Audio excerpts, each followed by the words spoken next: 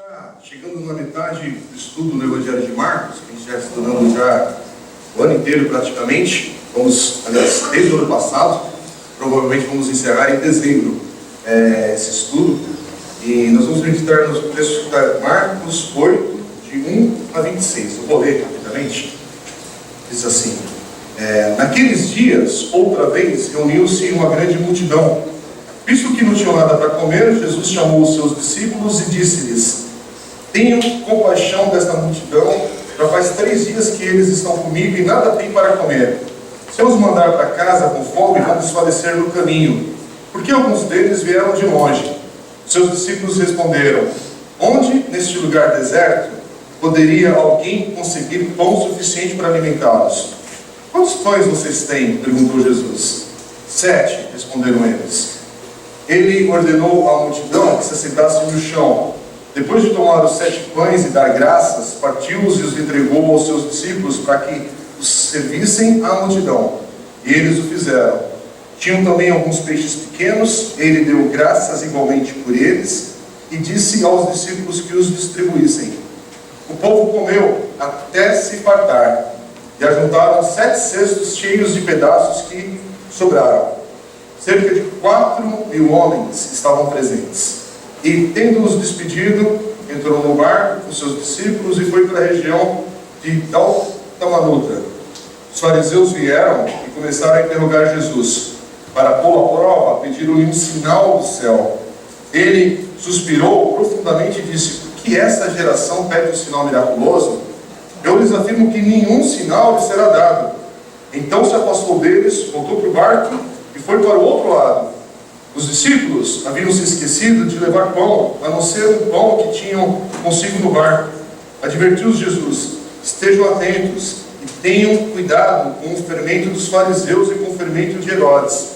E eles discutiram entre si, dizendo: é porque não temos pão. Percebendo a discussão, Jesus lhes perguntou: por que vocês estão discutindo sobre não terem pão? Ainda não compreendem, nem percebem? O coração de vocês está endurecido? Vocês têm olhos, mas não veem? Têm ouvidos, mas não ouvem? Não se lembram? Quando eu parti os 5 pães para os 5.000, quantos cestos cheios de pedaços vocês recolheram? 12, responderam eles. E quando eu parti os 7 pães para os 4.000, quantos cestos cheios de pedaços vocês recolheram? 7, responderam eles. Ele lhes disse: vocês ainda não entendem? E eles foram para Betsaida e algumas pessoas trouxeram um cego a Jesus, suplicando-lhe que tocasse nele. Ele tomou o cego pela mão e o levou para fora do povoado. Depois de cuspir nos olhos do homem e impor-lhe as mãos, Jesus perguntou: você está vendo alguma coisa? E ele levantou os olhos e disse: vejo pessoas, elas parecem árvores andando. Mais uma vez, Jesus colocou as mãos sobre os olhos do homem.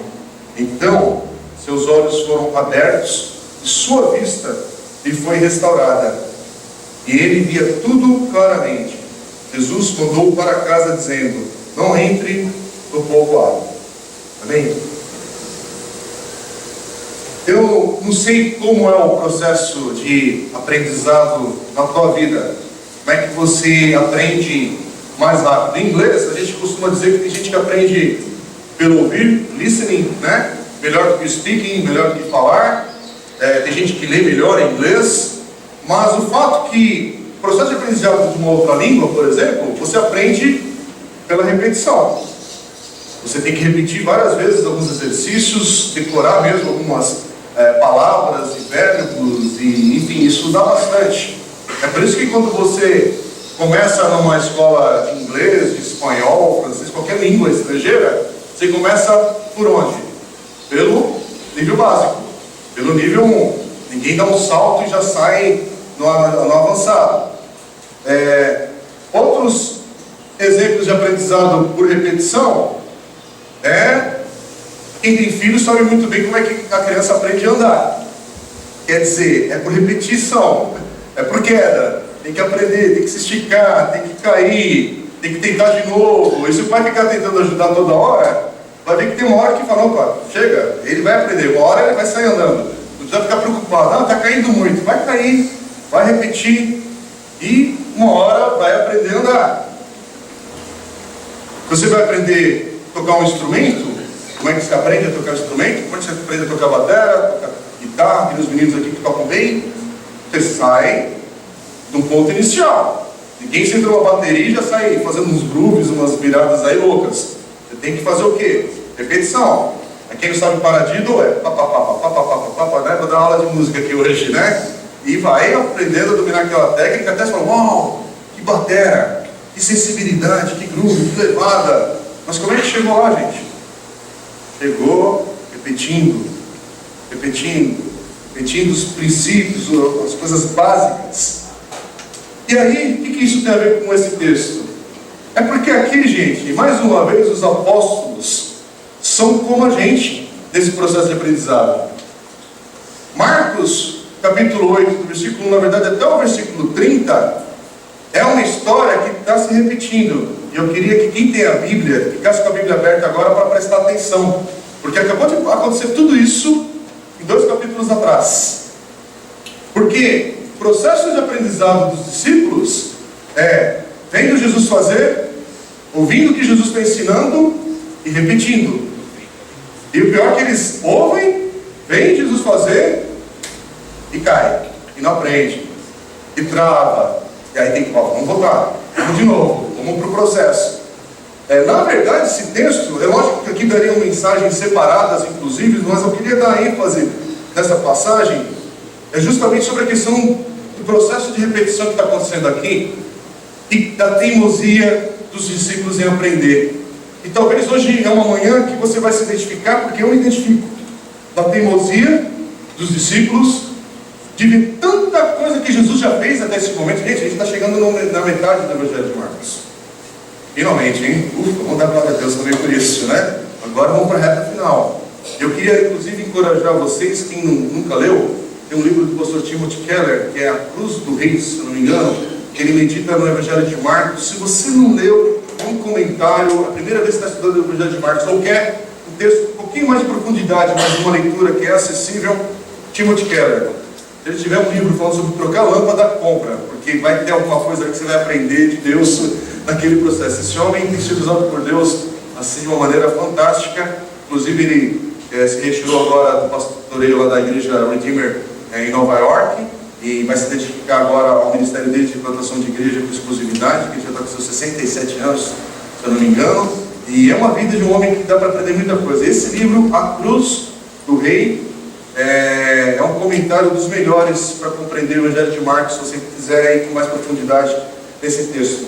E eu estou falando isso por quê? Porque estamos na metade do Evangelho agora, desse livro, e eu queria, novamente, é tempo da igreja. Vá lá no aplicativo, no YouVersion, ou qualquer outra forma que você consiga. Tente a disciplina de, nessa semana, releia o Evangelho de Marcos. A leitura vai ser um aprendizado novo. Você vai ver como algumas coisas do texto saltam. 2 capítulos por dia. 8 dias você termina de ler o Evangelho de Marcos. Mas isso é essencial, gente, para um fundamento, uma base cristã de quem é discípulo de Jesus. Principalmente se você é novo na fé, que nem nossos amigos e irmãos que a gente acabou de ter um momento do batismo aqui, né? Mas ler um dos evangelhos é essencial. Então, se você ler um dos evangelhos que a gente está estudando aqui dia após dia, domingo após domingo, na igreja, vai te ajudar bastante a você ter esse fundamento. E, gente, ler, a gente é ir na contramão, da contracultura nossa de povo brasileiro, que o índice de leitura é muito baixo. E o problema nosso é isso: nós somos um povo, aqui, um grupo de discípulos de Cristo, que deixou seus ensinamentos numa palavra, que é escrita. E se você tiver preguiça de ir a um texto bíblico da leitura, porque você não está habituado, desculpe, mas você tem que quebrar essa barreira, em nome de Jesus. Sério mesmo, você tem que quebrar isso. Não estou acostumado a ler. Não, mas pelo menos a Bíblia comece. Pelo menos um evangelho comece. Não importa o teu ritmo. Você tem que ler 5 versículos e já começa a suar, que é muito. Tá bom, toma um copo d'água, mas prossiga, só não abandone, não desista. Eu estou brincando, mas é sério, gente, porque leitura da palavra de Deus não cai com oração. Vamos orar para a igreja, todo mundo vai sair lendo essa semana. Não, é disciplina. É que nem disciplinas espirituais. Eu preciso abrir agora 2 minutinhos só para falar disso. Por que a gente tem disciplinas espirituais, que é jejum, oração e outras práticas que são muitas? Porque a gente tem que disciplinar o nosso corpo para, olha, vai estar em ordem aqui as coisas. Eu vou buscar Deus, eu vou me consagrar, vou abrir espaço para me colocar na presença de Deus e ouvir Deus. Porque, gente, se você estiver se alimentando só de domingo após domingo, ou esperando o encontro do pequeno grupo para ali acontecer alguma coisa, o que é o nosso domingão, gente? O domingão é o dia que a gente celebra o que Deus tem feito na nossa vida diária. O que Deus faz na nossa vida dia a dia, no dia bom e no dia mau, a gente se reúne aqui como igreja e celebra tudo isso. Mas aí, lógico, a gente está parado agora, vamos meditar na palavra de Deus, que a palavra de Deus fale isso, amém. Mas amanhã é segunda, terça, quarta, e é o dia a dia da semana, mas a palavra de Deus continua a falar. Então, depois disso, vamos prosseguir aqui. Porque aqui, gente, Jesus está repetindo eventos que já aconteceram. Aliás, Marcos está repetindo esses eventos na narrativa dele. Se você prestar atenção, o que está relatado aqui no capítulo 8, versículo 1 a 30, quem está com a Bíblia aberta aí, consegue manusear, é uma história que você pode abrir um paralelo com o que acontece no capítulo 6 de Marcos, do capítulo 30 até o capítulo 7, versículo 37, que a gente estudou semana passada. O capítulo 6, versículo 30 até o 44, começa com uma história que Jesus está alimentando ali uma grande multidão também. É o que está acontecendo agora nos versículos 1 a 9, do capítulo 8. Depois do capítulo 6, versículo 45 até o 56, que é o final do capítulo 6, é uma história. Eles ficam maravilhados com o que estava acontecendo. Vai ter a confissão de Pedro, falando: Tu és o Cristo. Tu és o Cristo. Quer dizer, se os eventos acontecem nessa ordem, há discussões sobre isso. Mas que Marcos é intencional em colocar essa sequência, é de propósito. E a ênfase de Marcos aqui é teológica, é de ensino, é de discipulado, porque Marcos está querendo mostrar esse processo de discipulado de Jesus na vida deles, dos apóstolos ali. E o que é interessante, gente, é que lembrar daquilo que a gente viu o Senhor fazer no passado devia nos ajudar a confiar nele no nosso presente hoje. Deveria. Lembrar do que Jesus já fez na nossa vida e na nossa história como família ou individual, lá atrás, deveria hoje nos ajudar a lidar com as questões do nosso presente. Deveria. Porque nem sempre é assim. Eu também me incluo nessa.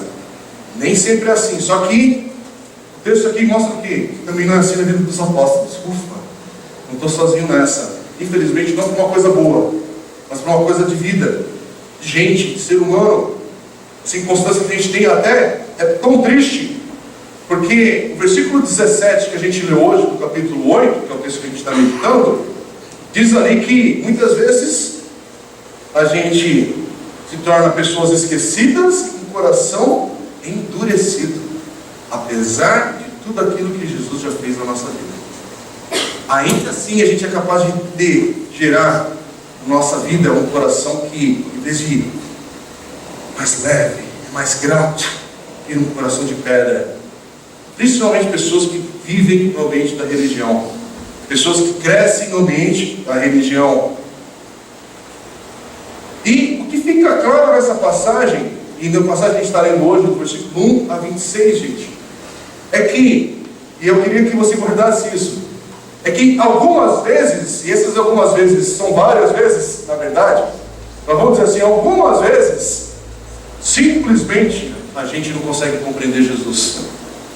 Simplesmente a gente não consegue compreender o que Jesus está fazendo de fato na nossa vida e na nossa história nesse exato momento. Porque, de novo, era para a gente ter já aprendido com muita coisa que Deus já fez na nossa história, principalmente quem é adulto, quem é pai, quem é avô, quem já é mais maduro de vida cristã. A nossa vida, a nossa história deveria hoje ser um alicerce que a gente olha com firmeza. Olha, eu sei o Deus que eu tenho crido, eu sei o que Deus tem feito na minha história, nos altos e baixos, mas olha como Deus estava presente. Aliás, esse foi o final do versículo que eu li com o pessoal que passou pelas águas hoje. E a promessa de Jesus que Ele estará com cada um de nós até o fim dos tempos. Ele afirmou isso. E o texto está falando lá. A gente deve continuar aprendendo a obedecer e guardar tudo aquilo que Ele nos ensinou. Para a gente continuar sendo discípulos, ensinando, caminhando junto, aprendendo. É constante. Porque parece que na nossa vida, muitas vezes, a gente não consegue compreender de fato o que Deus está fazendo na nossa história hoje. E aí estou eu aqui pregando, você vem para a igreja já com dúvidas ou com inquietações no coração, e eu estou falando, olha, de fato não dá para compreender o que Deus está fazendo na tua história não. Mas vamos ficar firme, vamos continuar aqui no estudo, vamos ver o que assim, a gente pode aprender nessa passagem. Porque, se você prestou atenção na leitura, aí, se você está com a sua Bíblia aberta, a divisão inclusive aqui, dos versículos de 1 a 26, a gente tem aqui pelo menos 4 histórias, 4 eventos sendo relatados, estão registrados aqui. E são esses eventos que eu quero repetir, que vão preparar, essa sequência de coisas que Marcos está falando, que vai preparar para na próxima mensagem a gente ouvir Pedro declarar, no versículo 29, quando Jesus pergunta, quem vocês dizem que eu sou? E Pedro responde, tu és o Cristo. Quer dizer, aqui, gente, não é à toa, aqui é a maneira como Marcos está encerrando a primeira parte, vamos dizer assim, do Evangelho de Marcos. E nós vamos entrar agora na segunda parte, como a caminhada de Jesus para a cruz. Essa maneira, com essa afirmação, e com a declaração de Pedro, semana que vem, que Marcos está falando, olha, chegamos até a metade, agora você pode, junto com Pedro aqui, ouvir de Pedro falar, olha, tu és o Cristo, esse Jesus que começou lá no capítulo 1, versículo 1, com aquela declaração, quando Marcos falou em Marcos 1:1, princípio do Evangelho de Jesus Cristo, o Filho de Deus. A gente está andando 8 capítulos para manter essa afirmação. É o Evangelho de Jesus Cristo, Filho de Deus. Gente, o texto aqui começa, fica com a Bíblia aberta, eu pedi ajuda do Dani com a projeção, se for possível. Mas no versículo 1, o texto começa assim, falando aqui, naqueles dias. Esse naqueles dias está em contato, está ligado com o texto da semana passada.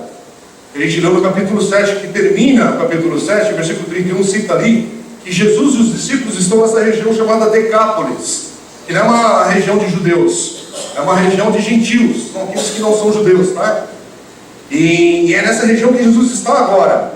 E ele está nesse momento, ele vai alimentar 4.000 homens, de novo, sem contar mulheres e crianças, que é uma multidão. E mais uma vez, Jesus está mostrando a extensão do ministério dele, alcançando os gentios. Com certeza havia alguns judeus ali, entre eles, não precisa ter a conta milimétrica para determinar o grupo, mas ali é um grupo de gentios, é uma coisa que é diferente da outra multiplicação dos pães que foi entre os judeus. Agora é uma multiplicação que acontece entre os gentios. De novo, Jesus tem um propósito aqui. E Ele quer, já de cara, mostrar sua preocupação. Ele quer que a gente veja sua preocupação e amor pelos gentios. Ele quer mostrar, já de cara, que sim, Ele é o tão aguardado Messias dos judeus, mas Ele também é o Salvador do mundo. Ele não veio apenas para os judeus, Ele veio para todos. E Jesus declara aqui, no versículo 2, para não deixar dúvida, Ele fala isso, que Ele tem compaixão dessa multidão. Não é para ter dúvida. Jesus tem compaixão, Jesus tem amor, Ele está falando sobre isso. Ele sabe, Ele vê ali as pessoas, eles estão há 3 dias com Ele, não tem nada para comer, o texto vai falando sobre isso, e no versículo 3, Ele diz assim, se eu os mandar para casa com fome, eles vão desfalecer no caminho, porque alguns deles vieram de longe. Então, presta atenção nessa simples declaração, porque o que está acontecendo aqui? Jesus está afirmando que Ele está vendo a necessidade deles. Jesus não vai diferente, Jesus vê a necessidade. Isso aqui a gente já pode puxar para a nossa história de hoje, para nós, cada um que está aqui. Não tenha dúvida, Jesus sabe e vê qual é a tua necessidade na tua vida, na tua história hoje. Assim como Ele viu nessa noite, Ele sabe distinguir. Ele sabe o que é necessidade de fato. E que talvez não é o que você está encucado aí pensando. Talvez a tua necessidade ela está encoberta. E o que está acontecendo no meio dessas lutas, Jesus está tentando lapidar, te tirar, olha, você está pensando que esse é o teu problema? Não, o teu problema é uma coisa que está por trás disso. Você está só mascarando uma necessidade maior, que eu vou chegar lá. Eu conheço a tua necessidade, eu sei o que você precisa de fato para a tua vida hoje. E aqui nessa passagem é interessante que, mais uma vez, Jesus vai envolver os seus discípulos no problema. Mais uma vez aqui é uma oportunidade que Jesus sabe que ele tem para ensinar os seus discípulos. E é por isso que ele começa o versículo 1 falando, ele chama os discípulos. No versículo 2 fica claro que ele compartilha o seu coração aí com ele, mostrando que ele sabe da necessidade daquelas pessoas. Quer dizer, ele explica a situação para eles, juntando do versículo 2 ao versículo 3. E aí a gente vê que os 12 vão responder com uma pergunta. E eles mostram ali, eles respondem, olha, eles mostram que aquele lugar onde eles estão é uma região dura, é uma região difícil, é uma região que tem falta de recursos. Só que nessa declaração que os discípulos estão falando ali com Jesus, e estão comentando sobre as dificuldades ali, talvez a interpretação para isso, gente, não que há dúvida para eles, a questão deles é a seguinte: Jesus, a gente não tem o que fazer aqui, a gente não pode fazer nada. O único que pode fazer alguma coisa é o Senhor. O Senhor que é a nossa esperança aqui. Então eles estão esperando o que Jesus vai fazer dessa vez. Porque vocês lembram? Já aconteceu uma multiplicação dos pães. Agora, e aí? Como é que vai ser dessa vez aqui? E o versículo 5, Jesus entra em ação. Ele primeiro descobre o que é que tem disponível ali naquele lugar. Segundo, ele já manda ali que a multidão se assentasse no chão, dá graças pelo pão, entrega para os seus discípulos distribuírem ali para a multidão. Em terceiro lugar, ele descobre, olha, não tem só pão, tem também alguns peixes aqui, provavelmente é uma sardinha que tem ali, que é um peixinho pequeno, né?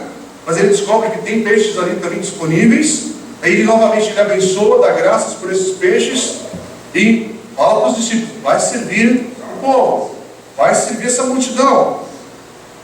Quer dizer, 2 vezes Jesus já ensinou o povo ali a dar graças, a ser grato, a confiar nele pela provisão diária, a confiar nele como aquele que é único e suficiente nos seus recursos para compartilhar, para nos abençoar, para nos dar aquilo que a gente de fato precisa.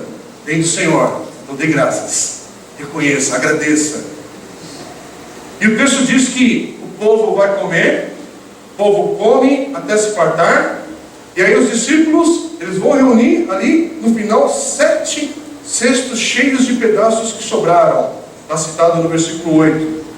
E aí agora chega Jesus ali e vem para dispensar a multidão, para as pessoas voltarem para suas casas.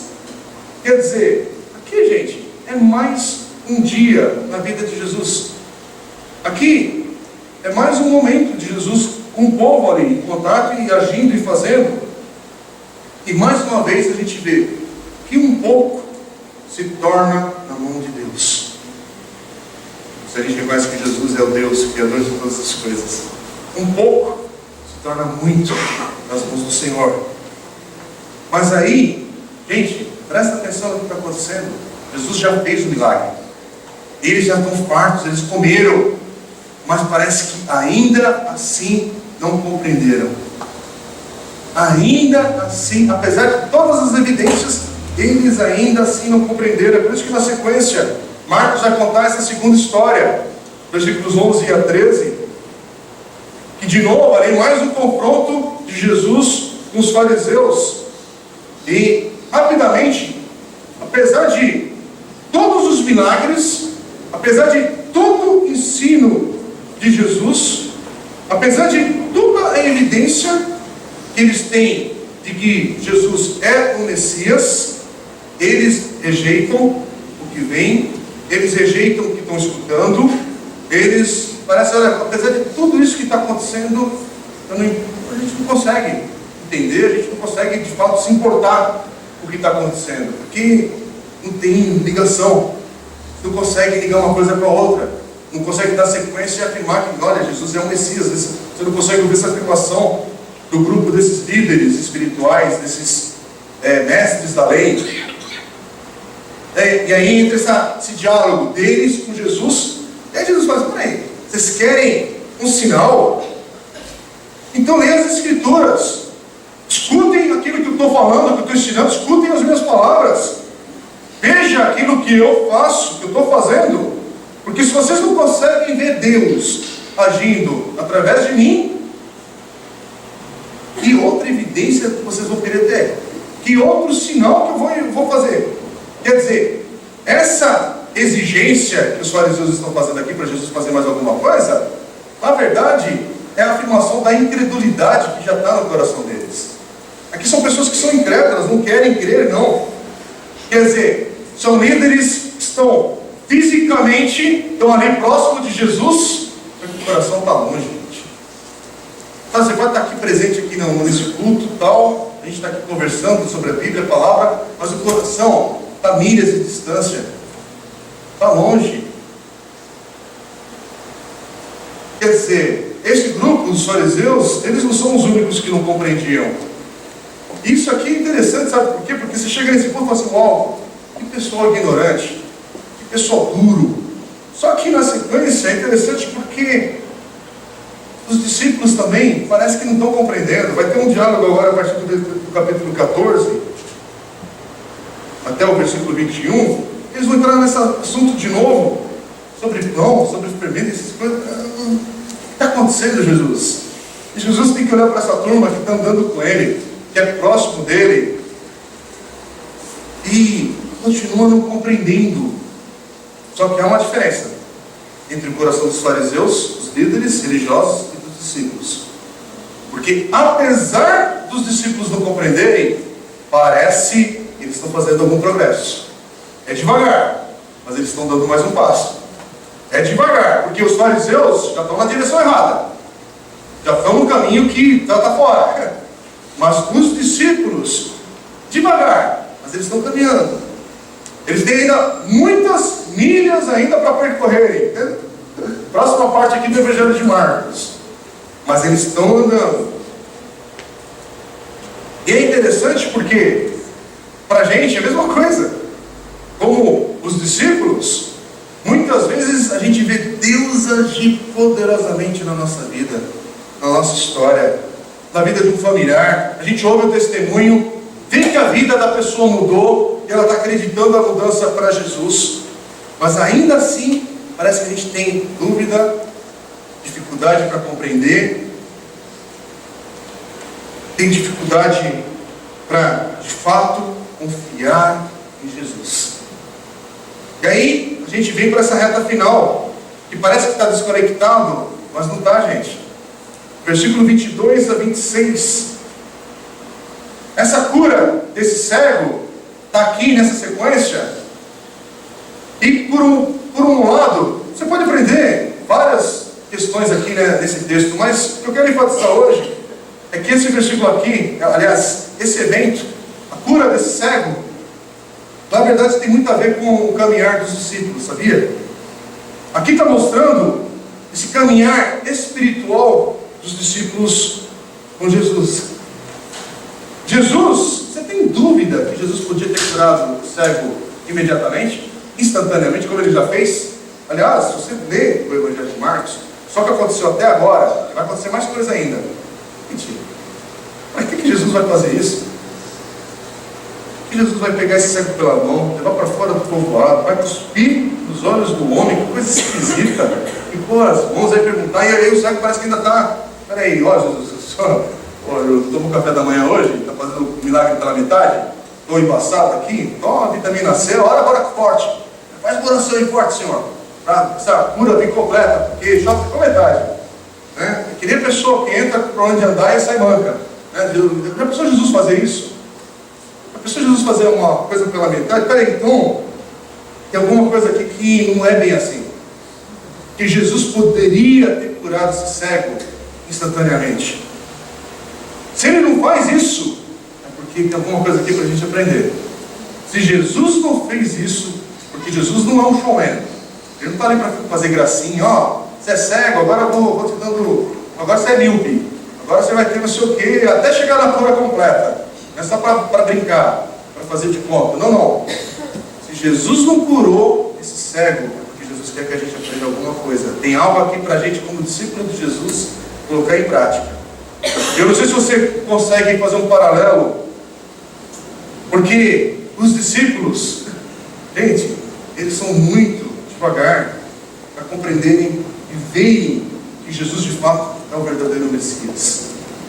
Os processos de aprendizado aqui com os discípulos tem sido lento. Vai vir a confissão de Pedro, próxima mensagem a gente vai focar nisso. Mas mesmo assim, com a confissão de Pedro, afirmando que ele é o Cristo, eles ainda vão ter uma visão e compreensão parcial. Porque, de fato, até aqui, Jesus não é bem o tipo de Messias que eles estavam aguardando. Jesus não é bem o perfil que eles imaginavam como judeus, do Messias que chegaria com tudo, para derrubar todo mundo lá e libertar o povo de Israel. E parece que os discípulos é só depois da cruz e da ressurreição que eles finalmente vão conseguir entender. Só depois. Até então, a visão deles está embaçada. Alguma coisa ali, como esse homem cego. O que está acontecendo com esse homem cego é que Jesus está curando esse homem gradualmente para chegar a ver. Ele está sendo curado, porque ele vai chegar a ver. Jesus fez a cura, ele foi curado, mas é gradual. E se isso aqui é verdade para um cego, isso aqui também é a verdade que está acontecendo com os 12, com os apóstolos. É gradualmente eles estão aprendendo e vendo e reconhecendo, conseguindo espiritualmente ver que Jesus de fato é o Messias. Eu quero terminar aqui hoje, gente, porque vamos fazer um meia-culpa nosso, da nossa pressa em querer fazer que as pessoas aqui no nosso meio, quando visitam uma igreja evangélica qualquer, ou enfim, a gente tem pressa, não tem? As pessoas, você tem que ver Jesus e reconhecer Ele, e vir aqui à frente, dobrar os joelhos e vir chorando, porque se chorar, mostra que está mais arrependido, né, do que o cara durão, só vem aqui na frente, braço cruzado e tal. A gente precisa disso, gente, como gente, como pessoa. Parece que se não tiver emoção, o culto não foi bom. Parece que se na música não teve um decibel mais alto e mexeu com a gente e a gente não conseguiu ficar parado, parece que o louvor hoje foi meio devagar. Vamos ouvir de Jesus, né? Vamos saber de Jesus o que ele achou do louvor. Vamos saber de Jesus o que ele achou da nossa adoração. Mas a gente tem essa maneira de medir as coisas espiritualmente e não entende que para muita gente, eu acho que você faz parte disso porque eu faço, muitos processos eles não estão instantâneos na nossa vida para entender as coisas espirituais que Deus está fazendo. É gradual. Jesus está fazendo. Jesus já começou a fazer alguma coisa no teu coração, na tua vida, mas é gradual o processo. E talvez hoje a tua visão espiritual das coisas de Deus ainda é embaçada, sabia? Talvez não é muito nítido. E aí não pensa só, eu estou falando da pessoa ateu, que é ateu, ou daquele que é espírita, daquele que é não sei o quê. Não. Estou falando aqui, talvez do nosso meio, mesmo de igreja. Nossa igreja vai fazer 7 anos esse ano, glória a Deus por isso. É nova, e temos muita gente que é nova na fé, inclusive, e começaram a caminhar aqui com a gente. E tem gente que vem desse processo de outras igrejas, tal. Você tem uma história. Você tem uma história com Deus. Por mais que você queira talvez até negar, mas você tem história com Deus, porque todos nós temos. E talvez tem algumas etapas na tua vida, talvez a etapa que você vive hoje, que você está parcialmente cego espiritualmente para enxergar o Senhor na tua vida hoje. Você é de igreja, viu? Você que é diácono, você que é presbítero, você que é líder, isso, aquilo, outro. Você está com o coração às vezes angustiado. E aqui é a mesma coisa dos discípulos. Você já viu Deus agir na tua história. Assim como esses irmãos que passaram pelas águas, você também passou pelas águas, dando um testemunho do que Jesus fez por você, de onde Deus te tirou de fato. Só que agora você está aí na dinâmica da vida real, os dias que vem na sequência. E um dia que você chegou com a tua família aqui na igreja e tua família foi restaurada. Você estava para perder a tua família. E Deus te salvou, Deus te resgatou. E hoje você está com a visão parcialmente, sabe? Está embaçado. E você não percebe que Deus já começou a boa obra lá atrás. E Ele vai completar. Ele afirmou já aqui, desde aquele declaração para os discípulos que a gente afirma na hora do batismo, Ele vai estar com cada um de nós até o fim dos tempos. Ele não vai se ausentar, Ele não vai dar de licença para assistir a Copa. Sabe? A gente vai assistir a Copa tudo, mas, sabe, Deus está atento na nossa vida. Talvez você chegou aqui e tem inquietações no coração. E quem disse que você tem que compreender milimetricamente todas as suas inquietações? Você é Deus?